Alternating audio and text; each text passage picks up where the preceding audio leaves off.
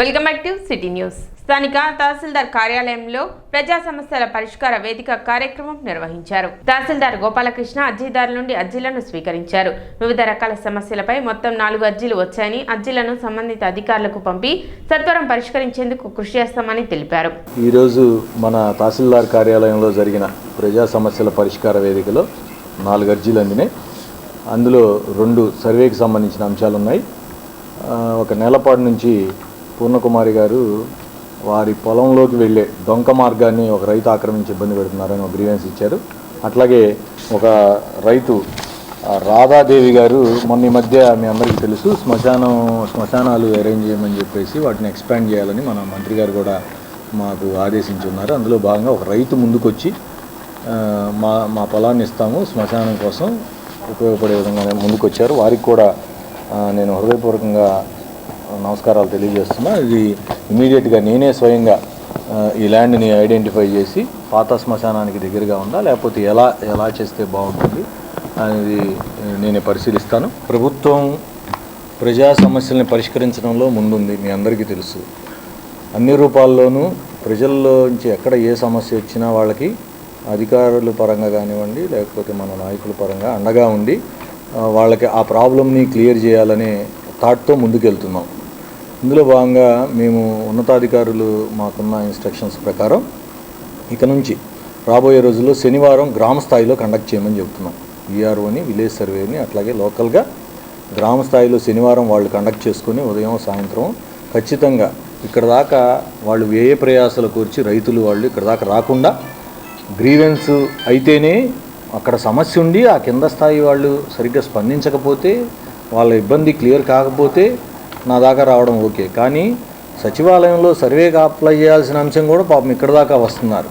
మనం అందుబాటులో ఉండి గ్రామంలో రైతులకి మరి ముఖ్యంగా అక్కడే సర్వీస్ లాగా అప్లై చేయించి మనం చేయొచ్చు. ఇంకా బాగా చక్కగా ప్రజలకి సేవ చేయడానికి ఈ కొత్త విధానాన్ని తీసుకురాబోతున్నాం. శనివారం గ్రామ స్థాయిలో జరుపుతాం ఈ గ్రీవెన్స్ సిస్టమ్ని. నేను కూడా ప్రతి చోట విజిట్ చేస్తాను.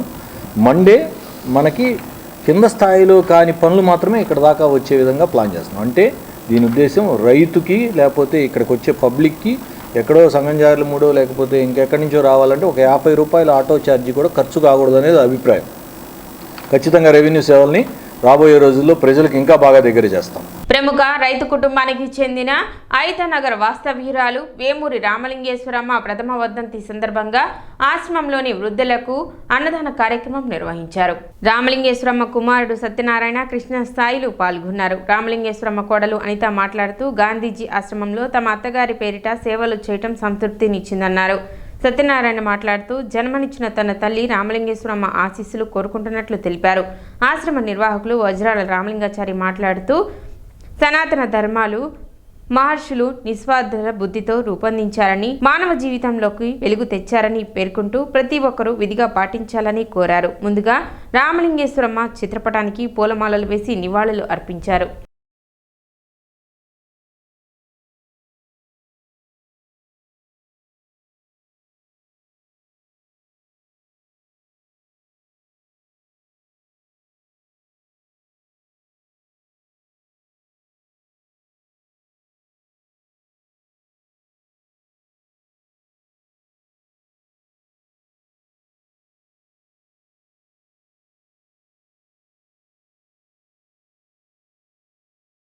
శ్రీమతి వేమూరి రామలింగేశ్వరమ్మ గారి ప్రథమ వర్ధంతి కార్యక్రమం సందర్భంగా కుమారులు సత్యనారాయణ గారు, కృష్ణసాయి గారు, అట్లాగే కోడలు అనిత గారు, కుటుంబ సభ్యులందరూ కూడా రావటం విశేషం.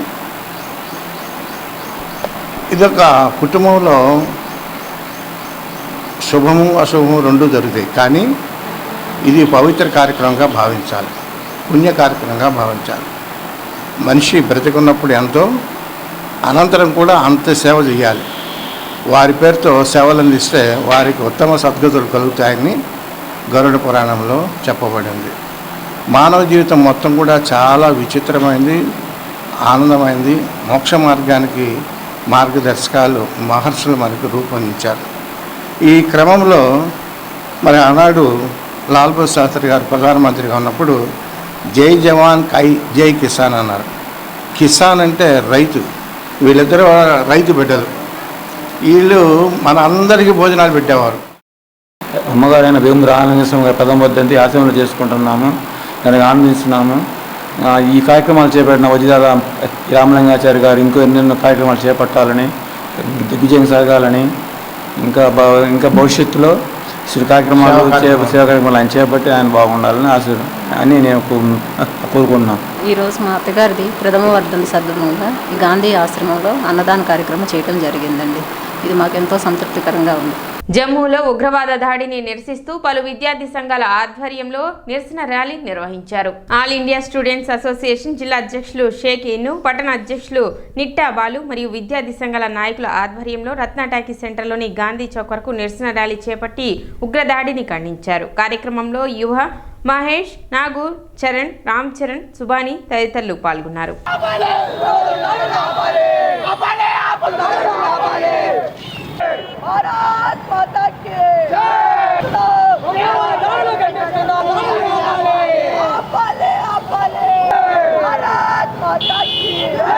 పాల్గామ్, కాశ్మీర్లోని పాల్గామ్లో మనం చూసాము సుమారు 28 మంది చనిపోయారు. అదేవిధంగా ఎంతోమంది క్షతగాత్రులు అయ్యారు. దానికి సంబంధించిన కార్యక్రమాలు, అనేక కార్యక్రమాలు జరుగుతూ ఉన్నాయట. అన్ని దేశవ్యాప్తంగా అనేక కార్యక్రమాలు జరుగుతూ ఉన్నాయి. ఇవాళ Tenali all India students association ఆధ్వర్యంలో ఈ ప్రెస్ మీట్ నిర్వహించుకోవడం జరుగుతూ ఉంది. ఏదైతే ఉందో ఎంత దారుణం అంటే ఒక మనిషిని చంపకున్న విధంగా అతి దారుణంగా, అతి కిరాతకంగా, హింసంగా వాళ్ళు దాడులు చేస్తూ కనీసం పసిపాపనెత్తుకొని కాళ్ళ మీద పడినా కూడా ఎక్కడా కూడా వాళ్ళు చంపకూడదు అనే ఆలోచన లేకుండా ఈ కార్యక్రమాలు చేపడతా ఉన్నారు. దీని విషయంలో ఆపరేషన్ కగార్ అని స్టార్ట్ చేశారు. గిరిజన ప్రాంతాలు అసలు టెర్రరిస్టులు ఇక్కడ చనిపోవటం లేదు. గిరిజన ప్రాంత ప్రజలు ఎవరైతే ఉన్నారో వాళ్ళు ఇక్కడ చనిపోతూ ఉన్నారు. అది కాకుండా ఎవరైతే అసలైన టెర్రరిస్టులు ఉన్నారో, ఎవరైతే అతి క్రూరంగా, అతి కిరాతకంగా ఈ మనుషులు చంపుతూ ఉన్నారో, ఇండియన్ ఆర్మీ దుస్తులతో వచ్చి, ఎంత దారుణం అండి, ఇండియన్ ఆర్మీ దుస్తులతో వచ్చి సుమారు 30 మందిని ఇష్టానుసారంగా చంపి ప్రాధాయపడ్డా కూడా ఎక్కడా వినకుండా, కాళ్ళ మీద పడ్డా వినకుండా ఇంతమందిని చంపడం అనేది దేశం మొత్తం చర్చనీయాంశంగా మారింది. ఈ విషయం మళ్ళీ పునరావృతం కాకుండా, మళ్ళీ జరగకుండా ఈ ప్రతి ఒక్క దాడిని ఖండిస్తూ ఉండి, ఐకమత్యంగా ప్రతి ఒక్క భారతీయుడు ఉండి ఇటువంటి కార్యక్రమాలను ఖండిస్తూ ఉంటేనే ఫ్యూచర్లో ఇలాంటి కార్యక్రమం మళ్ళీ రిపీట్ అవ్వదు. ఇప్పుడు దాకా చరిత్రలో చూస్తే ఇలాంటి ఇన్సిడెంట్ ఎక్కడ మనం చూడాల. 28 మంది మృతి చెందడం జమ్మూ అండ్ కాశ్మీర్లో ఈ 25 సంవత్సరంలో ఎప్పుడు చూడాల. 2001లో స్టేట్ లెజిస్లేటివ్లో అప్పుడు ఒక సివిలియన్స్ చనిపోయారు. 2006 దోడాలో 25 మంది చనిపోయారు. రీసెంట్లీ 2017లో అమర్నాథ్ యాత్రలో 8 మంది మృతి చెందారు. ఇలాంటి సివిలియన్స్ని చంపడం అనేది మామూలు రైట్ కాదు. When we are comparing to the religious books, ఏ రిలీజియన్ బుక్లో ఒక ఇన్నోసెంట్ని చంపడం అనేది లేదు. They should be punished very strictly. వాళ్ళ హస్బెండ్ని కిల్ చేశారు. తన వైఫ్ అడిగింది, నన్ను కూడా చంపండి, నా హస్బెండ్ ఎలాగో చంపారు. యాజ్ ఎ రిప్లై వాళ్ళు ఏం చెప్పారు తెలుసా? వెళ్ళి మోడీని అడగండి. A clear message from the టూరిస్ట్కి. దీనికి reply as a clear message ఏందో తెలుసా? ఈ ఇన్సిడెంట్ని 2 వేస్గా హ్యాండిల్ చేయొచ్చు గవర్నమెంట్. 1 మిలిటరీలీ, అంతా పొలిటికల్లీ. మిలిటరీలీ అంటే మనకు కాన్ఫిడెంట్, మన మిలిటరీ ఫోర్సెస్ ఏదైనా చేయగలుగుతాయి. పొలిటికల్లీ అలా ఎలా డీల్ చేస్తాం మనం చూడాలి. 2018 నుంచి 2022 వరకు 174 peoples were killed. We were not fine. City news ముగించే ముందు ముఖ్యాంశాలు మరోసారి.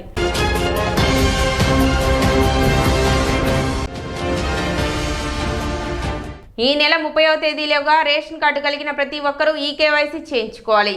తహసీల్దార్ గోపాలకృష్ణ విజ్ఞప్తి.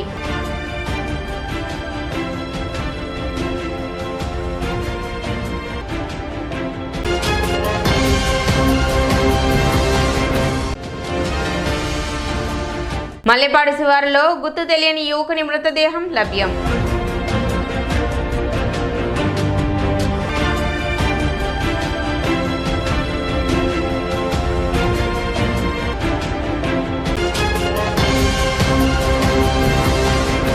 సిటీ న్యూస్ ఇంతటితో సమాప్తం. నమస్కారం.